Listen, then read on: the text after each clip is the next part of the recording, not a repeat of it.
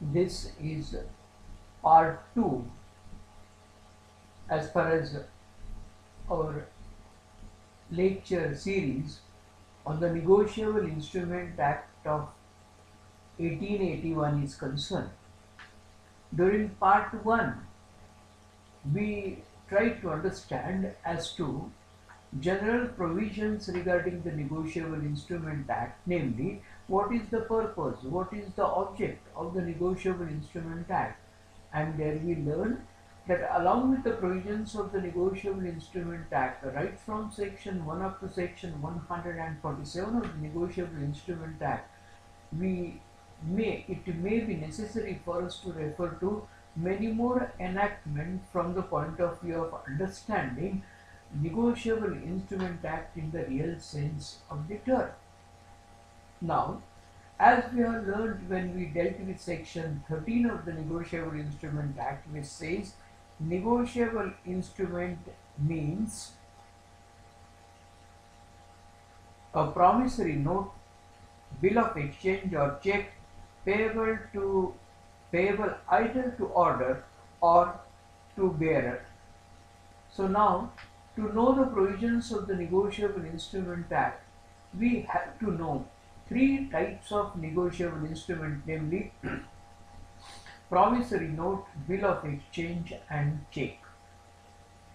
During course of time, we shall be dealing with some other provisions, but today let us start discussing section 4 of the Negotiable Instrument Act, which defines promissory note. And it says a promissory note is an instrument in writing, not being a banknote or currency note, containing an unconditional undertaking signed by the maker to pay a certain sum of money only to or to the order of a certain person or to the bearer of the instrument. Now, if we try to analyze the section, naturally, in case of promissory note, there are two parties. One is the maker of the promissory note, namely the person who undertakes to pay the amount is the maker of the promissory note, and the person to whom the amount is made or he undertakes to pay is what is known as payee of the promissory note. So, in order to constitute a valid promissory note being a contract, there are two parties. One is the maker of the promissory note and the other is payee. As this is a negotiable instrument, oral undertakings or engagements are excluded from the definition of the promissory note, as it is made very clear. Promissory note is an instrument in writing. So it must be in writing, and when we talk about writing, no particular form of words is required.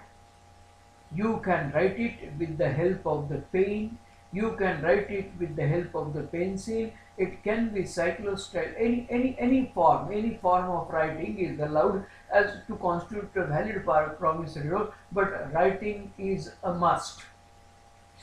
So it is, what is promissory note? Promissory note is an instrument in writing. Yes, that is the first ingredient as far as section 4 of the Negotiable Instrument Act is concerned. Now, this definition has expressly excluded banknote, which was known as a bill or an ordinary note, and then the currency note is also excluded from the definition of the promissory note. Now, it is the monopoly of the government to issue currency notes, and in the past, banknotes were issued where there was an undertaking on the part of the banker. I mean, it's not necessary for us to work out details as far as the banknotes are concerned. I mean, it was sort of an undertaking on the part of the banker to pay the amount for which the note was drawn, or for which it was what was reduced into writing. But now that was excluded, that was not at all a negotiable instrument which could have been labeled as a promissory note, because it has been expressly excluded. Bank notes and currency notes are excluded from the definition of the promissory note. Now, it contains, first of all, the undertaking is qualified, it must be unconditional, but there must be an undertaking. And generally, when a promissory note is drawn, it is mentioned that I promise to pay. But it is not at all necessary that you should use the word promise. By reading the promissory note as a whole, if intention of the maker can be inferred that he intends or he had intention to pay the amount for which the promissory note was drawn, then that becomes a valid promissory note. Now, if you you go on reading the section, it is also necessary for you to read the illustrations which are given after the section, and by reading the illustration, with which we shall be dealing after some time, you will come to know that it becomes very easy for you to understand various ingredients of the section. For example, if A writes down, I owe you 10,000 rupees, and that is given to Mr. B, whether it will be a valid promissory note. And the answer is in the negative, for the simple reason that he merely has acknowledged his indebtedness, but though he has not, there is no undertaking on his part. But if he writes down, I owe you, A writes down, I owe you 10,000 rupees which I shall pay, or which I promise to pay, irrespective of the nature of the wording. If there is an undertaking on his part to pay the amount, then only it becomes a promissory note, otherwise not.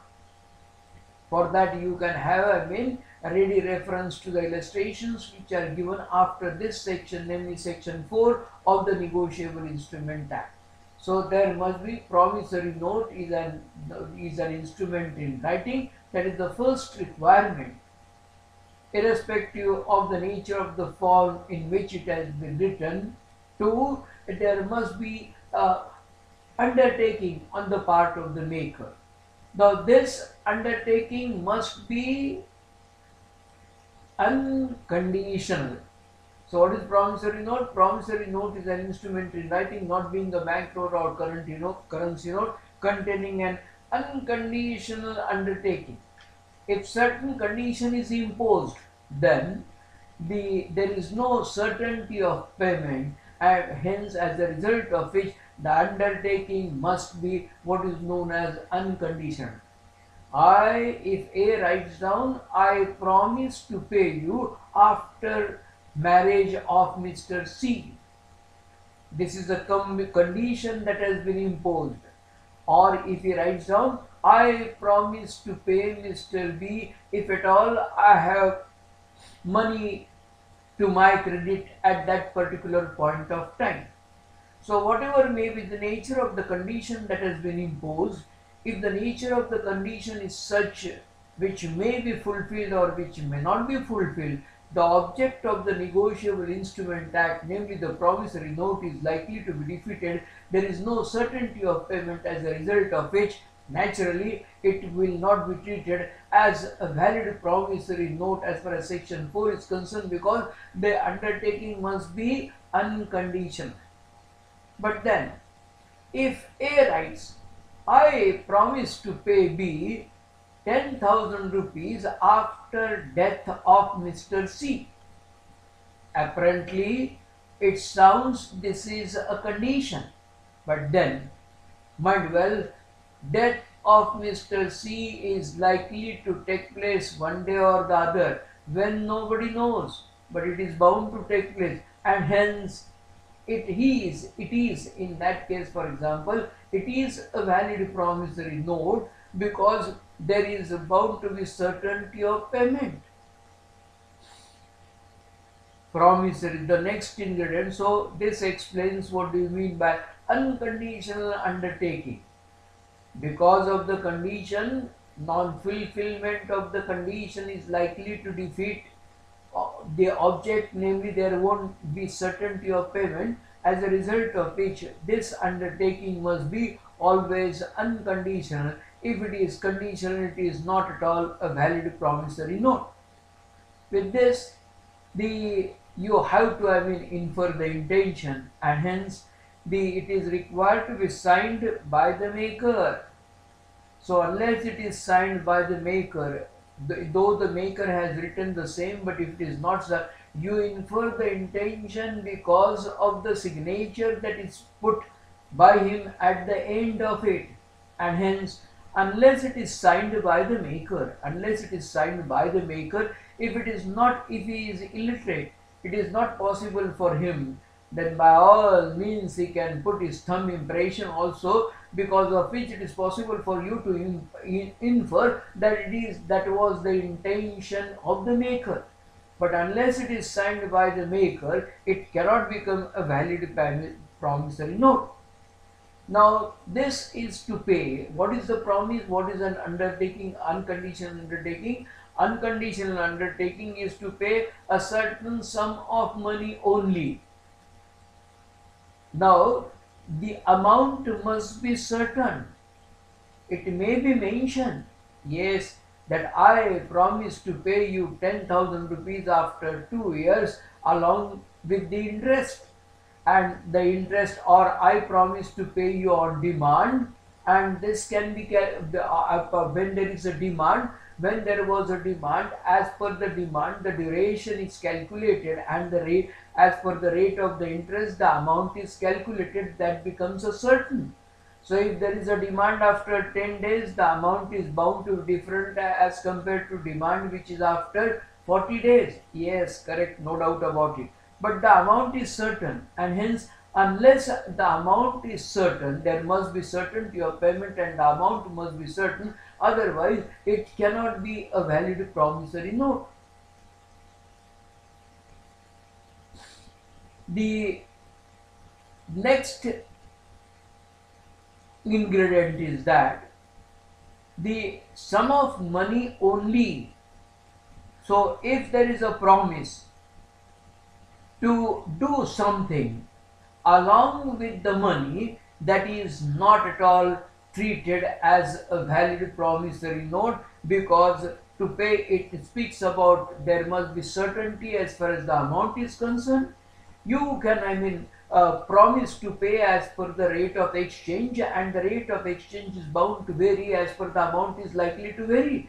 But at the time when you want to claim the amount, it is possible for you to calculate the amount and know this sum, and hence that is allowed.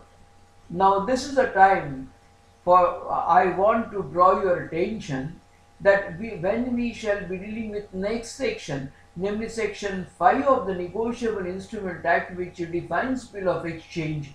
After definition of bill of exchange, we shall be dealing with some part of it where it takes care of both the sections, namely section 4 as well as section 5, with which we shall be dealing during course of our lecture. Now this is sum of money only. So if it is something other than money, or if it is in something in addition to the money, that is not at all a valid promissory note. And this is promises to what? Promise to pay a certain sum of money only to the order of a certain person or to the bearer of the instrument. Now, you can draw a promissory note which is payable to a certain person or to the order of a certain person. Yes, by all means, and because of which now that becomes a negotiable instrument.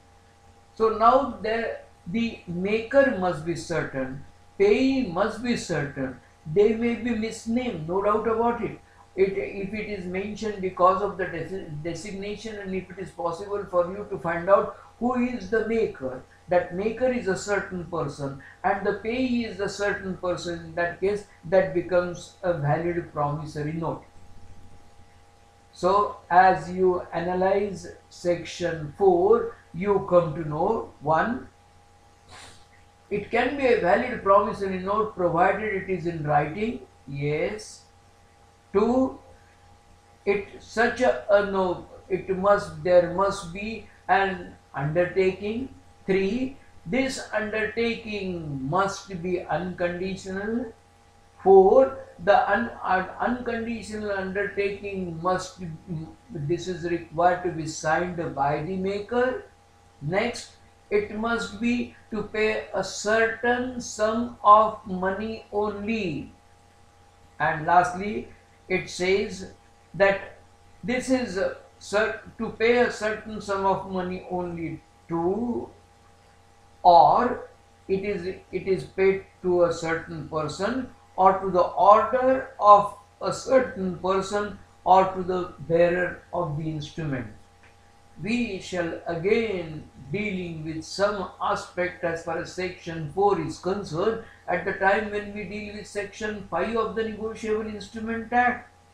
For example, a promise or order to pay is not conditional. So when it can be treated as a condition and when it cannot be treated as a condition, for that we will refer to after section 5.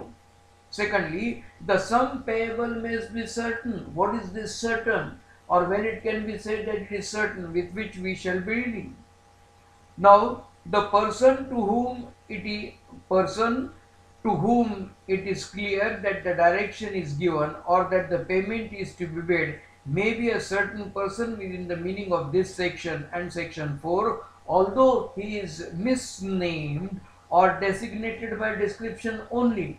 So, along with section 4, you go through the definition as far as bill of exchange is concerned, with which we shall be dealing in during course of time, you will understand, because here, unless you know bill of exchange, because that is an order, promissory note is an unconditional undertaking, whereas bill of exchange, which is a direction which is given by the maker to a certain person to pay a certain sum of money, with which we shall be dealing. And then you must know what is the undertaking, and as you must know what is an order, so that you can understand the explanations which are given after section 5, with which we shall be dealing. For that let us finish with respect to what? With respect to the provisions as far as the bill of exchange is concerned. So it is not, we can't deal with it independently, but we will have to correlate this with the explanation which is given, because that explanation deals with undertaking, or that explanation deals with order, with which we shall be dealing during course of our lecture. With this now, the last part of the promissory note, which says a promissory note can be made payable to the bearer of the instrument. In other words, is it possible for you to draw a promissory note which is payable to bearer? As per the Negotiable Instruments Act of 1881, yes, you can draw a promissory note which is payable to bearer. But then, when you refer along with this, Section 31, subclause 2 of the Reserve Bank of India 1934, you will understand that to issue such notes, namely to issue promissory note which is payable to bearer, is the monopoly only of the Reserve Bank, or the who has been authorized like central government for the purpose of manufacturing currency notes. So that cannot be done by an individual, and hence now you, as per the provisions of the Reserve Bank of India Act, when you deal with section 31 subclause 2, you cannot draw, or an individual cannot draw a promissory note which is payable to bearer.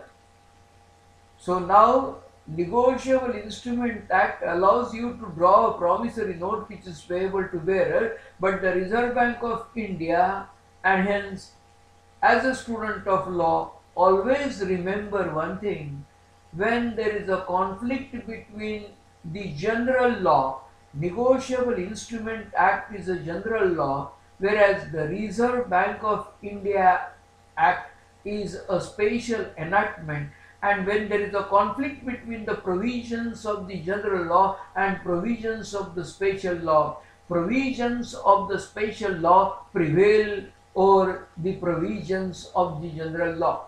Hence, no, though the section it is made clear by the section that you can draw a promissory note to the, it can be made payable to the bearer of the instrument. You cannot draw a promissory note which is payable to bearer, is the law, as taking into consideration the Negotiable Instruments Act and the Reserve Bank of India Act as far as subclause 2 of section 31 is concerned.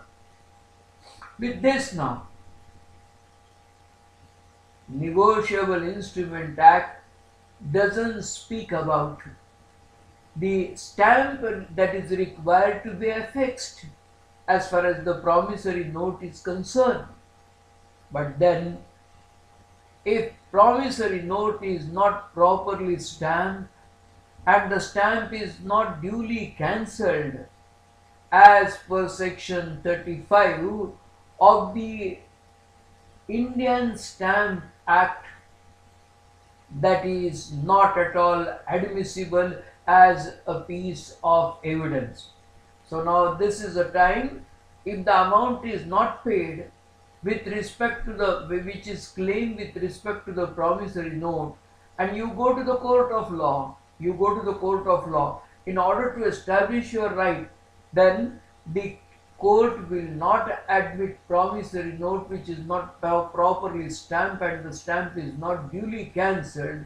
Hence, it's not necessary for you to stamp the promissory note as per the provisions of the Negotiable Instruments Act, but this is another piece of legislation, namely the Indian Stamp Act, with which you have to take into consideration, because unless it is properly stamped and the stamp is duly cancelled. What is cancellation of the stamp? It's not that you have to always sign on the stamp by when you affix the stamp. No.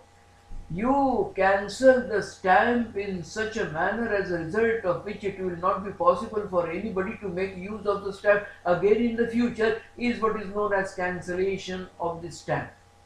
So you need not sign, you can put marks in such a manner so nobody will be in a position to use the stamp again. This is required.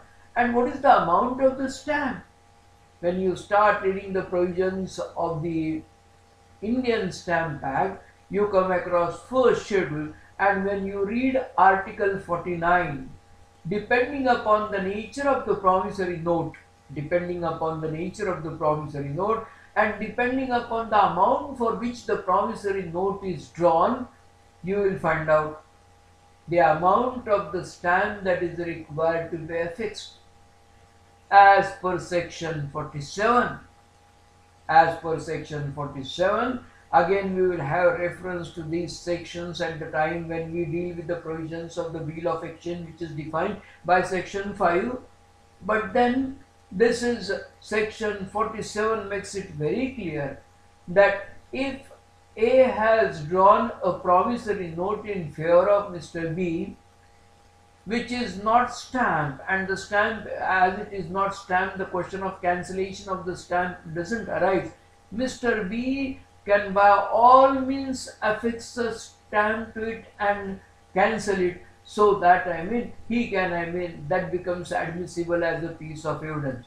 A promissory note which is not properly stamped and if the stamp is not duly cancelled, it's not only affixing stamp to it, but stamp is required to be duly cancelled, then only it becomes admissible as a piece of evidence in a court of law.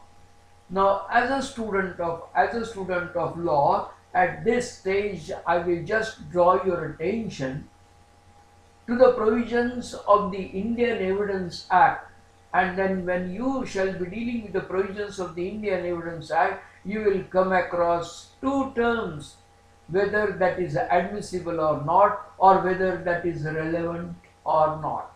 And hence, unless that is, it may be relevant, but unless that is admissible as per the provisions of the Indian Evidence Act, court will not take into consideration the same.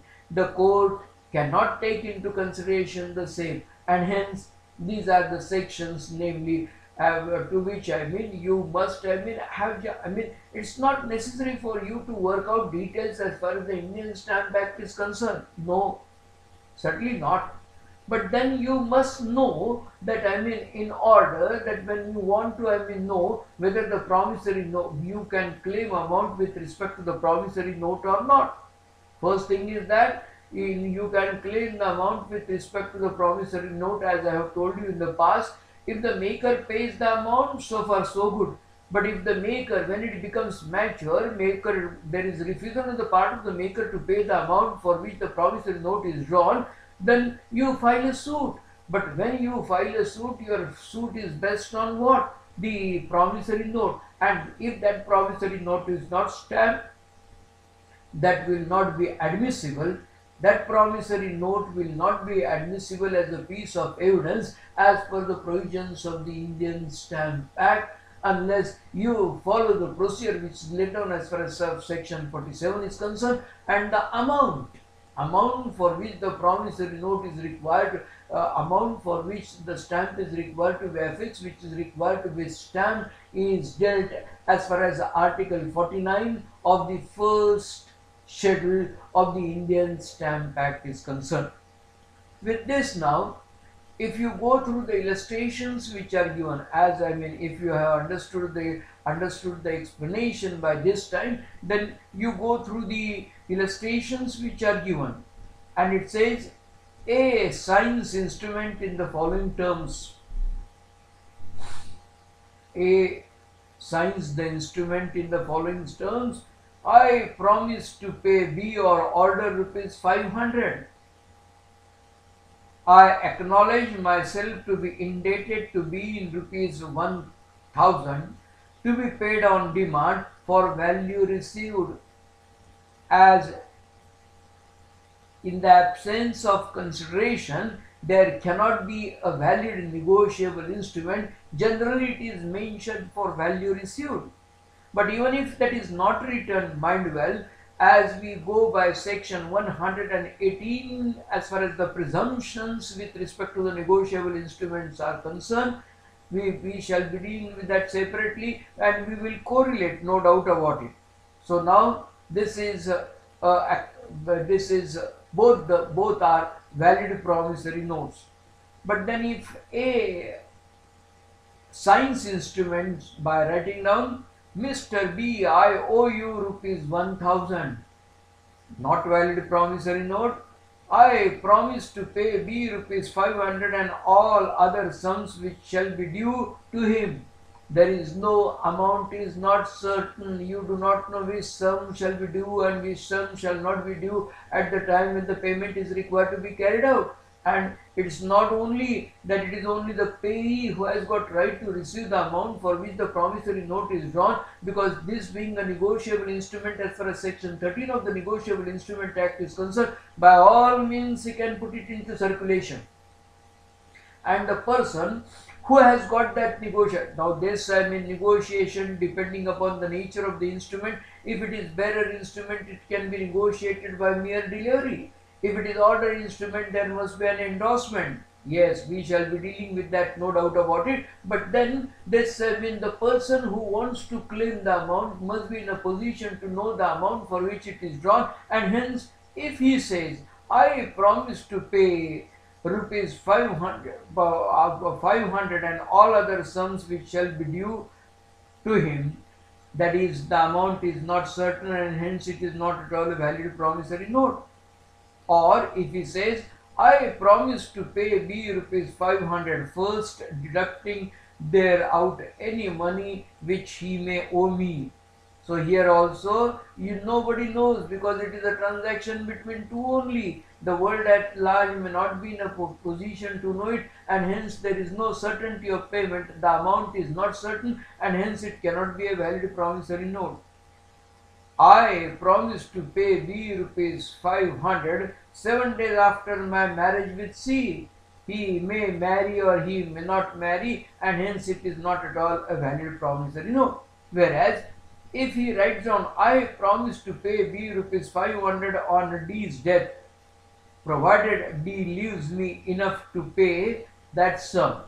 So here also death is certain as per the human expectations or mankind, but then whether if the further part says provided D leaves me enough to pay. If he leaves him, I mean nobody knows it, and hence it cannot be a valid promissory note. And lastly it says I promise to pay B rupees 500 to deliver to him my black horse on the 1st January next. Now this is something, if it is other than money, that is excluded from the definition of the promissory note.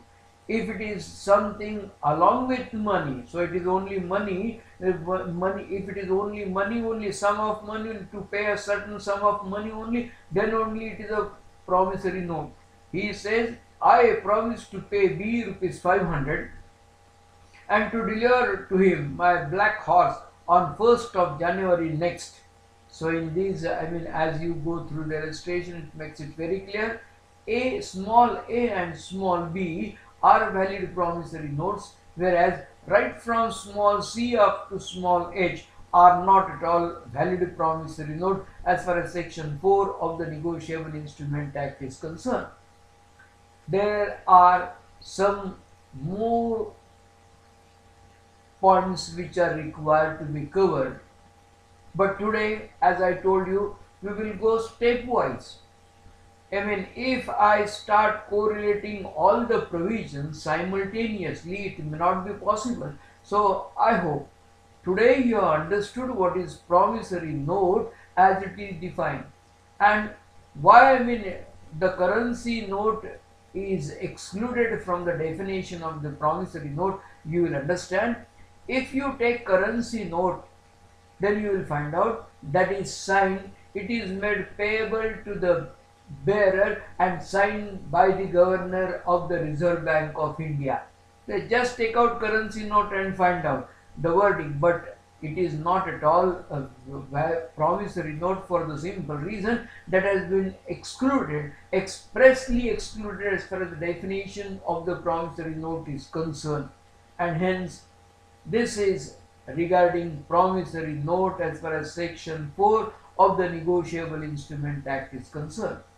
In the next lecture, we shall be dealing with section 5 of the Negotiable Instrument Act, which defines bill of exchange, which says a bill of exchange is an instrument in writing containing an unconditional order signed by the maker directing a certain person to pay a certain sum of money only to, or to the order of a certain person, or to the bearer of the instrument, with which we will continue our discussion as far as part 3 with respect to our series of lectures on the Negotiable Instrument Act of 1881 is concerned.